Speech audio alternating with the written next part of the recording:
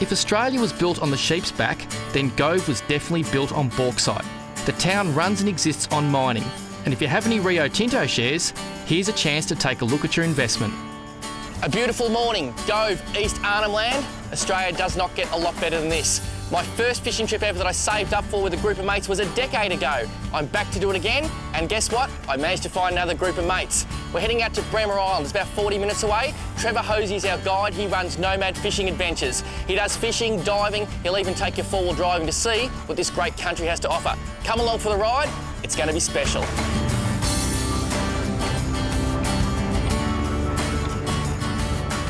So what's the plan for today, boys? I think we'll chase some mackerel early on, maybe do some patrolling and some jigging. After that, we'll take it as it comes. Love your work, and what's up your sleeve, Gazza? GT, I'm bomber, mate. Look, I can't wait, I might take a little bit of both. And talk about investments. In October 2007, Rio Tinto purchased the Gove Alcan refinery for an estimated $44 billion.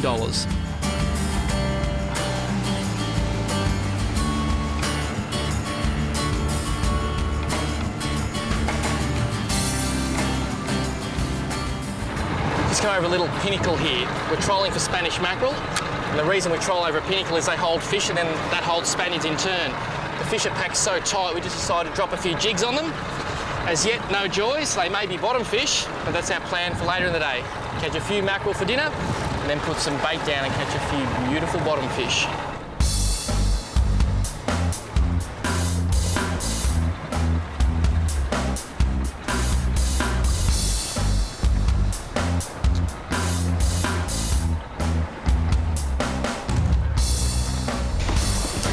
Dropping the jig to the bottom, and jigging's all about moving the jig quickly. When the fin stops coming off the reel, it means we've hit the bottom.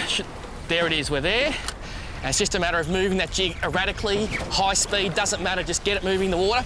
Bit of high speed stuff. And when they hit, it's like a Mack truck because you're going that way, they're going that way. No fish that time, but my radar is still looking pretty purple.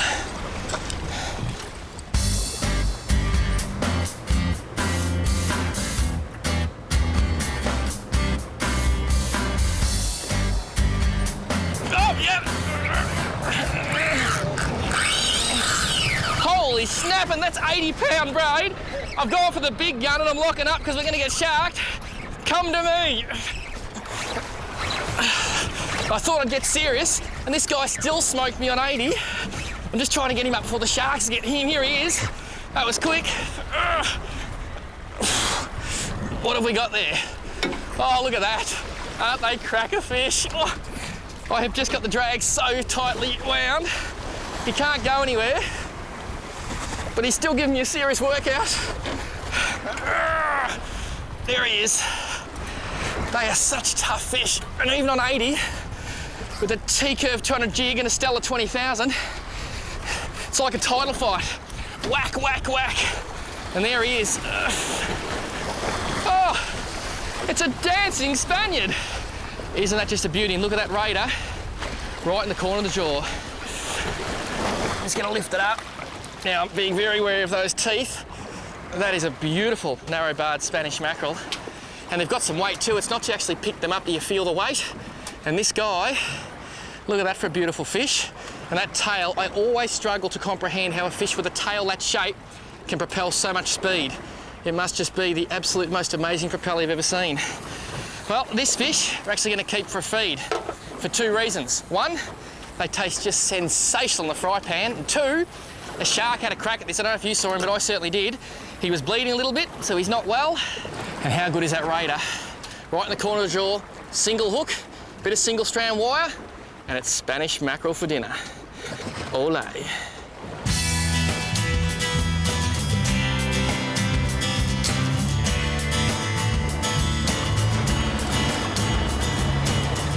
Look at that, a beautiful Spaniard, I think.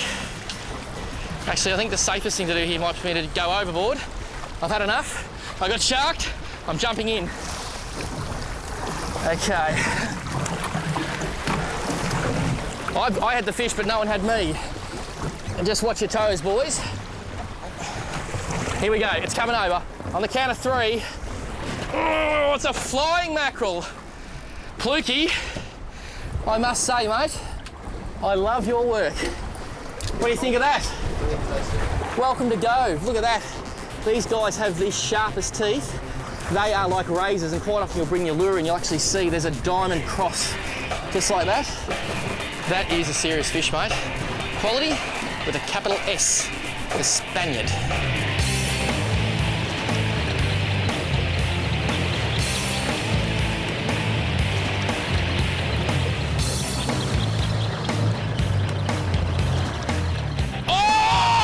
Shark! Oh!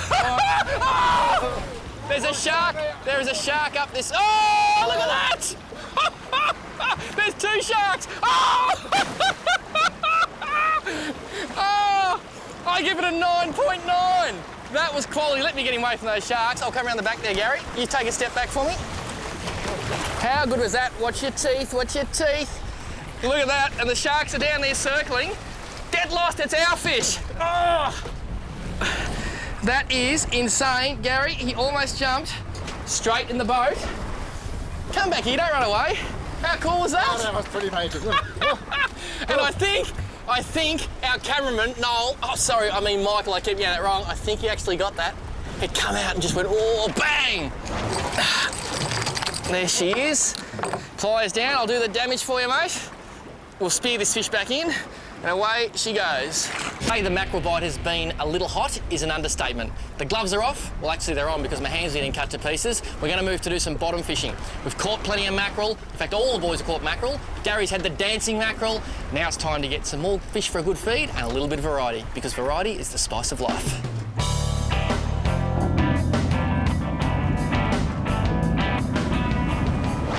The middle of the Arafura Sea, Brian Long from Tackle World Geelong. Brian, most people would fish squid here on the bottom for bottom species, but this array of plastics looks pretty special. It is certainly the way to go, and we're going to certainly use some of these nice flick baits. Evil Minnow is a superb little lure. I love it. And I think some of these slick rigs are very hard to go past. I think the thing with soft plastics is you just got to give them a try. It's easy to go to Tackle World store and go, no, I'll just buy squid. Try some plastics, give it a go, you'll do well. But there's something in your hand you're hiding. What is it? We've got something special here. It's called a Mackeral jig. Little squid style jig. Come in a variation of weights. This is an 80 grammer. This was absolutely superb for this style of fishing. I did hear a rumour that these have come from the Shimano factory and they'll enter Australia in about August this year. Brian? That is correct. Thanks for bringing that for me. I've got some fishing to do. That little Mackeral jig is just a beautiful thing.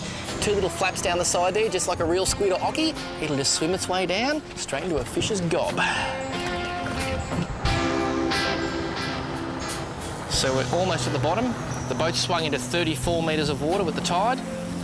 When we hit the bottom, it's a matter of just, there it is, we're on the bottom, just a matter of lifting it off. And these jigs work very well on a slow jig. You can just jig them up and down like this, you can just hold them there and they'll swim in the current. Or the Japanese do very well just a slow wind. Just slowly wind it off the bottom. And back to the bottom again. Very important to work the bottom few metres. 34 metres of water, the bottom 20%, say 6 metres, that's where the fish are going to be. So work the 6 metres. When you get out of the zone, go back down again, because that's where all our good bottom fish will be.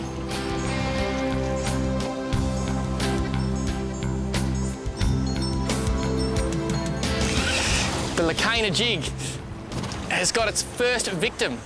The current's going this way, so the jig is coming that side, bounced around, hit the bottom.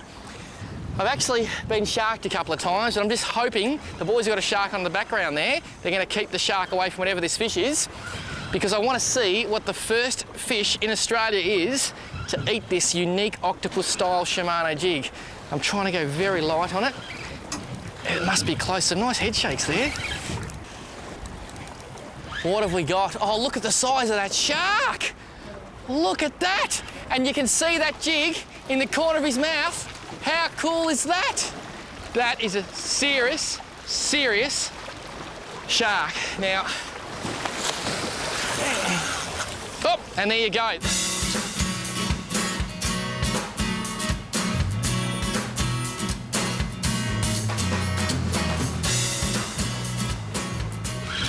A quick move and a quick bite. This did not hit the bottom almost, I had a fish. And look at that. What a gorgeous fish. And I'll be honest and say, I have absolutely no idea what it is, but it's pretty. That is just gorgeous. Look at those, if it's the same on your side as mine, look at those beautiful bits of red running down the side of the gill plate. And it's also got some beautiful red eyelashes, and that red matches the back of the fin there and the back of the tail. Ah, cracker, what a pretty, pretty fish.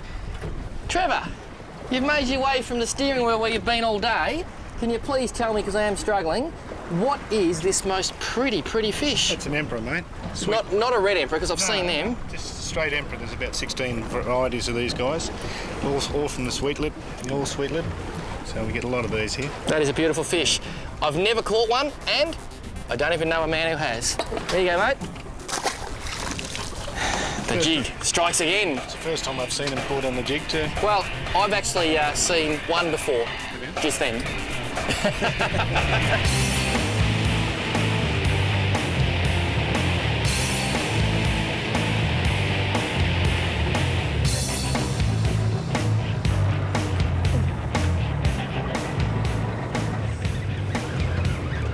Oh, look at that! Come on, how cool was that? Oh! that was so cool. I nearly... Oh, there he is! Look at... Oh, there he goes! Out! Oh! That was so cool. Oh, look at him jump. That is just gold. I'll tell you what we're going to do, Trevor, if we can. Can we do a right-hand turn and chase this fish? I want to get him in quickly before the sharks get him. He's just using his side to hold me in that current. He's a nice fish, mate. I just can't lift him. I physically cannot lift him. That last here he is. Leave my fish alone, sharks. Leave him alone. Oh. And there is my fish. Okay, you got him, Paulie? Got him, mate. That is just, has to be, mate. That just has to be about as good as fishing gets. Look at that in the sun. Cotton Cordell pencil popper. My first job ever was selling fishing tackle in the Kmart sporting goods section in Cranbourne. I was fortunate, I got a job in Tackle World down the road, and I remember when I worked there, I actually dreamed of one day taking a Cotton Cordell pencil popper to a great part of the world and catching a beautiful fish. Well, today, that dream is fulfilled. They were $12.99 back then. I used to hang on the wall in the black box. I haven't gone up much either. Paulie, he's beautiful. can I hold that beautiful You can fish? hold him, mate. Just watch its belly spikes there. Absolutely. That is big for a queenie, and it weighs, because most queenfish, they're actually called skinnies in some part of the world. Let's just say that I'd never be called a skinny. Look at the spots down the side, also known as leather skin, and that beautiful sheen. I tell you what, only Mother Nature could create something that looks as good as that. And how's the gob?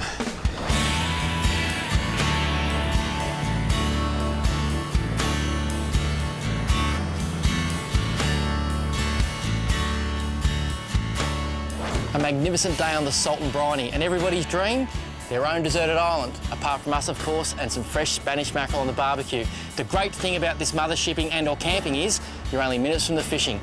I'm tired, but I can't wait to get in there and enjoy the final pleasures of what today has given us.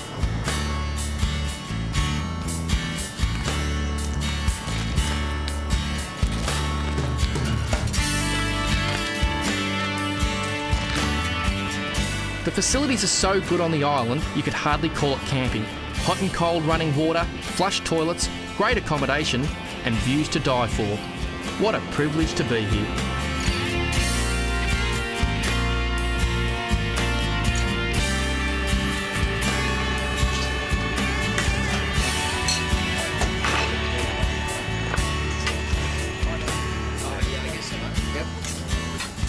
A lovely feed of Spanish mackerel at Bunu Wilderness Retreat on Bremer Island. It's named after the rocky point. There's some serious rocks down there and some magnificent fish in this area. How good were the fish we caught today? Remember, tomorrow's another kettle of fish, but for now, I'm just gonna eat some fish. And it's very tasty, thank you, Trevor.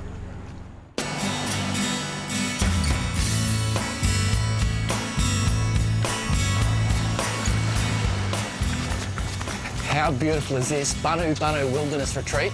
We're literally in the middle of nowhere on our own little deserted island. We woke to bacon and eggs. The fishing was sensational yesterday.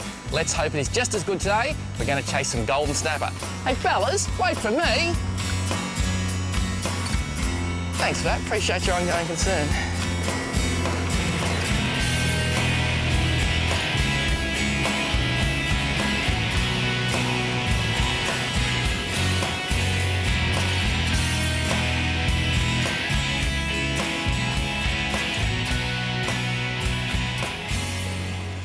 You should have heard the sound of this thing as it went off. It just sounded amazing, screaming as I was making a mackerel rig at the back, and there is a ridiculous amount of weight and some head shakes. It was actually such a large fish when we hooked it. I did actually think that it may have been sharked, and it may have. The trouble with this area is you just don't ever know if you've got a big fish on it or if you've got a big fish that got eaten by a big fish. Whoa. And some nice head shakes.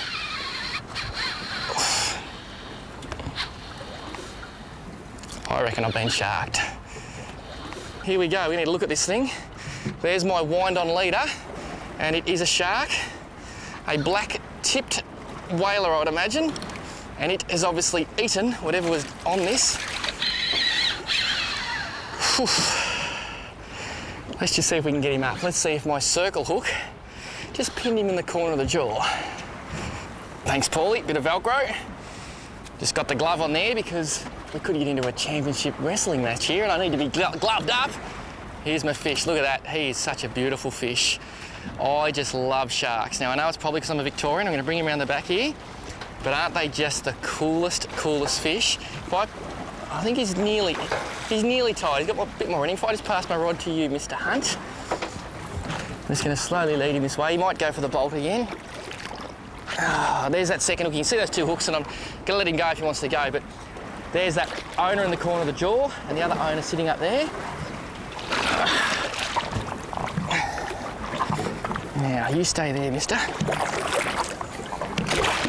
Come on. Oh, and there he goes. Perfect timing.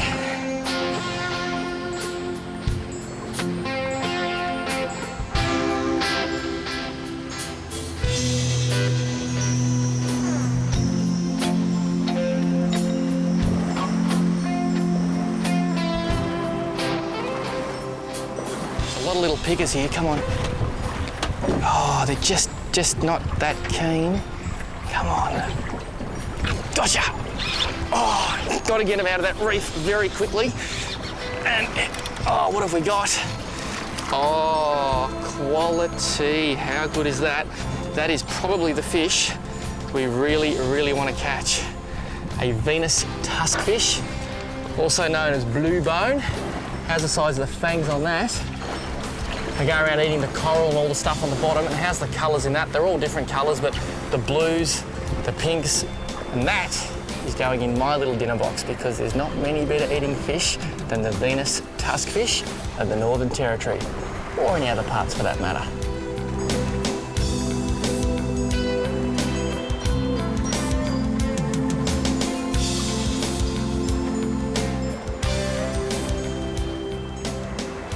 This is a better fish. We've probably caught 20 or 30 fish since the last decent one, and it's the beauty of this sort of fishing over a reef. You just don't know what's going to come along next, and activity creates activity. A few nice nannies, just a little red emperor fall off at the boat. Oh no, look at that. Pluky, you are the man. Now I'm going to get down and try and grab this bloke in the mouth. Gotcha. Wowee. That is a cracker fish. I'll come around this way. How's the tail on that? Wave to the people at home. Hi. Mr. Fluke, I'll come around to you so you can stand next to me with your beautiful fish. Now, I called this a groper. I believe it's a cod of some description, but cod, groper, they all look the same, don't they, mate? Yeah, I thought it was a potato cod, Paul. Well, it could be a potato cod. Look, judging by the dorsal spines and see the roundness on those pectoral fins and those raspy teeth, Yeah, taking all that into account, it's definitely a fish. that's it.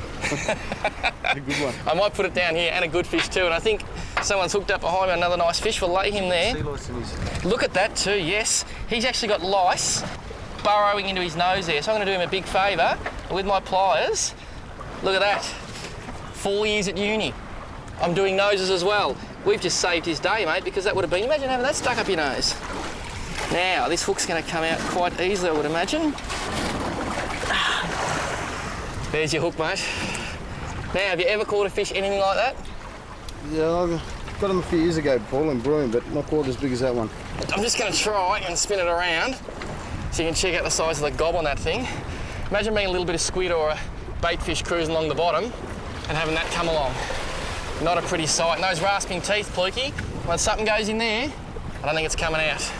As much as we love to catch these beautiful fish, it is just as important to us to see them swim to the bottom and have a second go and enjoy the rest of their lives. So we've made up this little device, a big bunch of sinkers. It would weigh about, I don't know, good kilo. An Owner Jobu 8-0 hook. I've actually depressed the barb, and this is attached to a bit of rope. If you can hold those sinkers for me, mate. I'm just going to bury this hook in his bottom jaw here, pull that through like that. Now I'm going to let the fish go to the bottom. The sinkers will pull him down. Once he gets down about 5 or 6 metres, he'll right himself, and then we can give this a good yank and pull the hook out. Let's see if it all goes according to plan. I'll need you to hold that rope as well, mate. I'll get this fish and bring it around. Come on, mate. You've got your best interests at heart here. Oh, it's a big fish. Okay. Just slowly lower him, Pluky, once I let this go, okay? Nice and slow and gentle. There you go, slowly lower him down, and away she goes. The problem is, once you pull the fish out of the water, the air pressure actually pushes their guts in, and that big bladder that come up goes down, then it goes up again and hits the water, they just can't get down. So, hopefully, once this guy gets about 9 to 10 metres down, we'll give it a big pull, and he'll swim off safe and sound. Here we go. And our fish is gone. We'll just check to make sure I haven't caught him again.